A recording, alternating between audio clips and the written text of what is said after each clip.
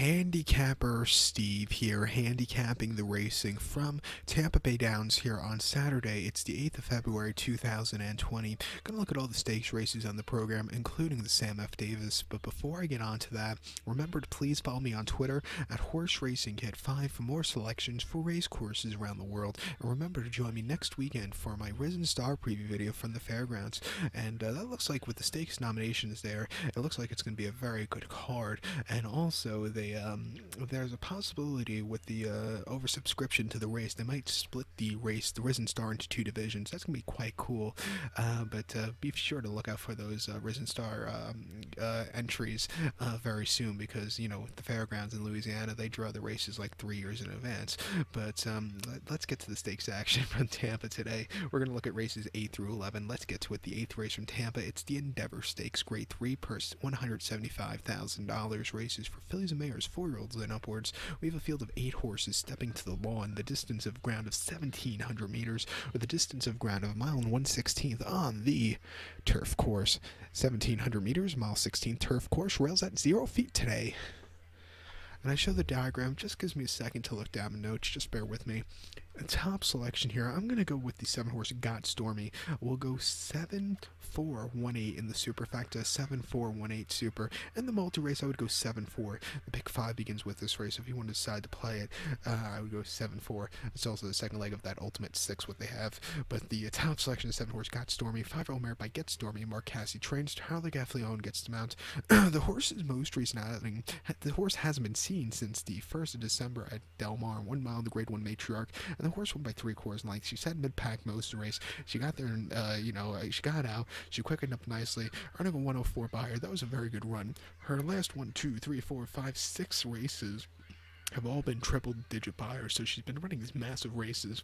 Before that, she ran the Breeze Cup Mile at Santanito, 1 mile on November the 2nd. She finished second by 1.5 lengths. She stalked. She had to lead for a split portion, but Uni was just a little bit more game than her. This horse ran just as good as the winner. It wasn't a bad run there at all there. And then before then, the Woodbine 1 mile, September the 14th. She kind of digressed from the previous race where she ran the race for life, but she finished second by a half length. She stalked. She had to lead, but then El Tormenta got to this horse late. But I've seen worse runs, to tell you the truth, also. And then before then, the 4-star Dave Handicap, probably her best race lifetime, at Saratoga, 1 mile inner turf. The horse won by 2.5 lengths. She sat back early. She closed up well. You know, it was a quick pace. So on the inner turf course at Saratoga, where closers don't really do that well, but with that quick pace, this horse got a great turn of foot, winning by 2.5 lengths at 5-1. She ran the race for her life. She ran the race for her life at 109 buyer. It doesn't get any better than that. Also, she ran the race for her life with the race just a week prior. She ran in the De La Rose there at Saratoga, 1 mile on the turf course, where the horse won by 4. She only had 5 other rivals, but she stalked, she got the lead, and then she took off clear. That was a very good victory, earning a 101. She hasn't, the last race where she ran a 2-digit buyer came in the Jenny Wiley at Keeneland last year, where she ran a 3rd place finish, but nothing bad about that run. But I like her a lot, 4-5. I know she's favorite, but let's take her here. On the multi race, if you want to try and beat Got Stormy, the 4-horse Andina Del Sur doesn't look so impossible. She'll have to jump quite a few buyer points, but she had a decent 3rd place finish in the Marshall River. She won the Forever Together before that very nicely, and she also won here last winter on this turf course, or 2 winters ago on this turf course, very nicely. At a little bit, trying to beat the favorite in the multi-race, 7-2, we'll use her there, but Got Stormy is the horse to beat. But to recap my selection now for the 8th from Tampa, it's the Grade 3 Endeavour. Let's take the 7-horse Got Stormy. We'll go 7-4-1-8 in the superfecta, 7-4 in the multi-race. Let's get to the 9th.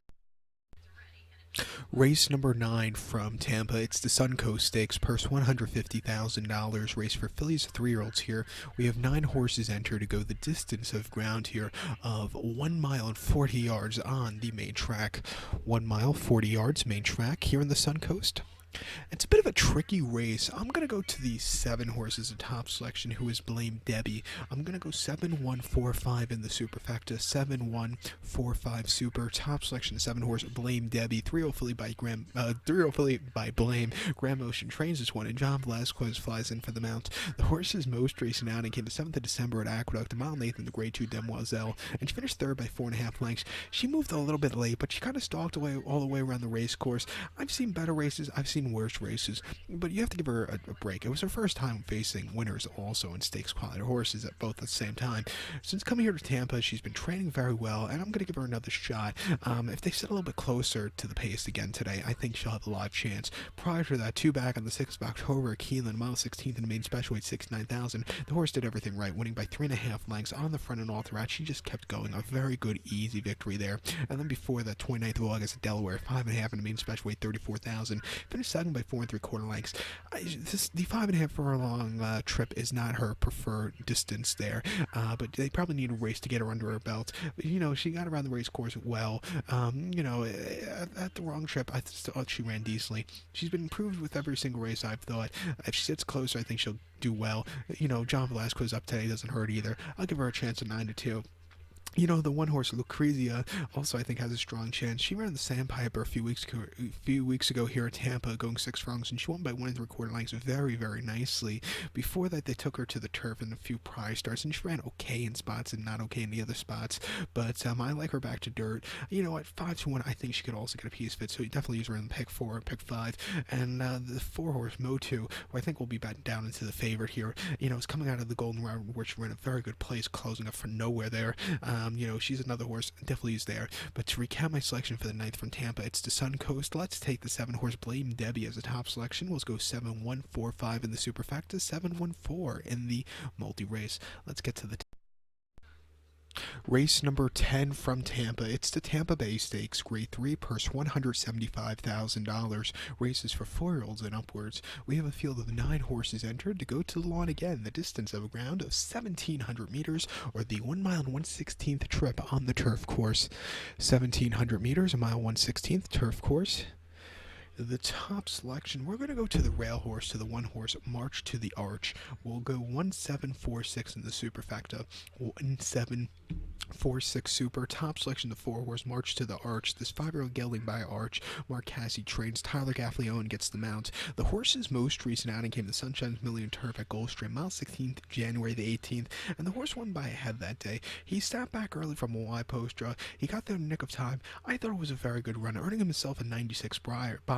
2 back in the Shadowell Turf mile against so much tougher horses. Keelan, 1 mile October the 5th. He finished 5th by a length, and he outran his odds at 21-1 that day. He was very wide, didn't break all that well, but he closed up well late. I thought it was a very good run there late. And then before that, the Bernard Baruch handicapped Saratoga, mile 16th on a very soft turf course. Throw the race out. I don't think he liked the soft ground. His worst races have come on wet ground. He finished 6th by 8 lengths, never really showing a lot that day.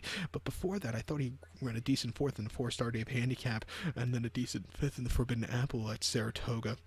But that was on wet ground also. He likes his turf course. He's 2-1 on it. He won here last year in the Turf Classic in late March, and then he placed there the prior winter.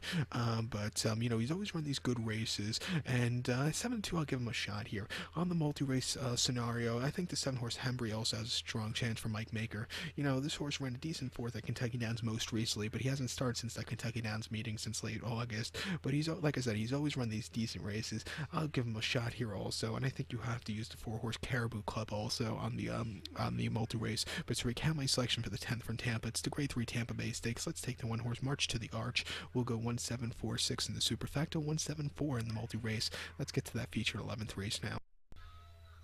The featured 11th race from Tampa, it's the Sam F. Davis Stakes, Grade 3, purse $250,000, race for 3-year-olds here. We have 8 horses entered to go to the main track, the distance of ground of 1,700 meters, or the mile and 1/16th trip on the main track. 1,700 meters, a mile 16th main track here in the Sam F. Davis. Local prep race for the Tampa Derby, which is the local prep race for the Kentucky Derby, coming up in about, I want to say about 10 weeks, if I'm not mistaken. Actually, longer than 10 weeks, right? I think it's like 12 weeks. But, no, 10 weeks, if I'm doing my math correctly. But the top selection here in the Sam F. Davis, I'm going to go with the 1-horse Ajoweed. I'm going to go 1-6-8-4 in the superfecta, 1-6-8-4 super. Top selection, 1-horse Ajoweed. 3-year-old colt by Curlin. Kieran McLaughlin trains. Joel Rosario gets the mount. The The horse's most recent outing came the 7th of December here in New York at Aqueduct, mile and the 8th in the Grade 2 Remsen, and he finished second by half length, and he was really closing up well behind Shotsky. It was a little bit wide, but he was closing late. It wasn't a bad run. If the race was mile 3/16, he probably would have won easily, but he got, he ran good behind Shotsky. Shotsky ran last week, actually, in the Withers, and placed behind a very good game winner there, but, it wasn't the world's worst Remsen for this horse. Before then, the Breeders' Futurity at Keeneland, mile 16th, October the 5th. This horse sat at a little traffic that day from a wide post. He finished 4s by 11 lengths, moving a little bit that day. With a short stretch, those closers don't really do well there at Keeneland. And then before that, with the mile 16th races, and mile 8th, they will win, but mile 16th races, closers don't really do well. And then before that, a main special weight 11th of September at Belmont, 1 mile, main special weight 75,000. The horse won by 4.5 lengths there. He sat back early. Another race where he had a little trouble around the turn, but when he got the lead, he just went home to a very nice, easy victory, earning himself a 79 buyer. And then his premier races, or his not his premier races, it was his premier race at Saratoga, 6 furlongs and main special weight 90,000. He finished 5th by 5 lengths. It wasn't the treble ground that he really wanted to get. He's more of a longer distance kind of horse, but I'm going to take him here. I think you're going to see a lot of speed in this one. I think it's going to play towards a closer. At 4-1, let's take him. This kind of horse, by the way, off subject, if the Kentucky Derby was right now, say, final prep race was the Remsen, going into the Derby, it's the kind of horse that would get overbet, because a lot of people think the closers win the Kentucky Derby. That is not the truth at all. You need a horse that could sit a little bit closer to the front, and those horses do well. You need a pace meltdown for this horse to win. But with that being said, I think he can win here today, because I think with the smaller group, he'll definitely get a good place to close with. And also, Joe Overstar is a very good rider on finishing horses, so we'll use him here. I think the 6-horse Premier Star is your wise guy horse. First time winners, first time 2 turns, third time or second time winners here. Both starts at Gulfstream very nicely, going 7 furlongs. Has been training very well at Calder. At 3-1, wise guy horse, definitely use him on the multi-race. The ace horse Chapula off the break, won the Gray Stakes very nicely after a little bit of a rough trip early on, but he won it late very nicely. He's another horse, the 8 horse. I'll use him on the multi-race. I'm not using Independence Hall. He won the Jerome after not the best beginnings that day. He won by 4 there, but he's facing a lot tougher competition. Also, first time 2 turns. I'm not going to use him. If I get burned by him, I get burned by him, but I want to see if I can find a price in this race and try and beat the favorite. But to recount my selection for the 11th from Tampa, it's the Grade 3 Sam F. Davis. Let's take the 1 horse Azuid. We'll go 1-6-8-4 in the superfecta, 1-6-8 in the multi-race. So good luck to all. Please follow me on Twitter at HorseRacingKid5.